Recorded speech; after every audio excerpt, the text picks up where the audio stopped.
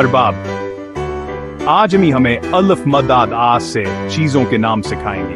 वाह, मुझे आम खाना है। वो भी आ से होता है ना? बिल्कुल, चलो शुरू करते हैं। आज का हरफ है आ। अरहम और अरबाब का आ से सीखने वाला दिलचस्प सफर शुरू हो गया है।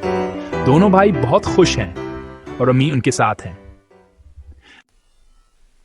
अम्मी आज बच्चों को अल्फ मदा यानी आ की दिलचस्प दुनिया के बारे में बताने वाली हैं।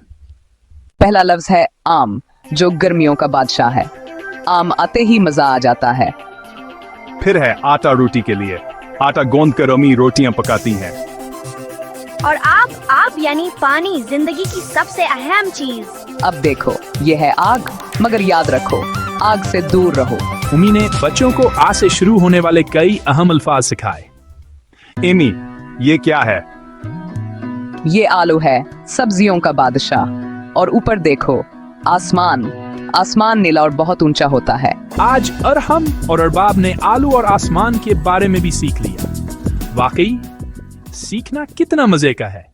अम्मी, मुझे आइसक्रीम खानी है। आइसक्रीम मुझे बहुत पसंद है। अम्मी, ये क्या है? ये आईना है। आईना हमें अपना एक्स दिखाता है।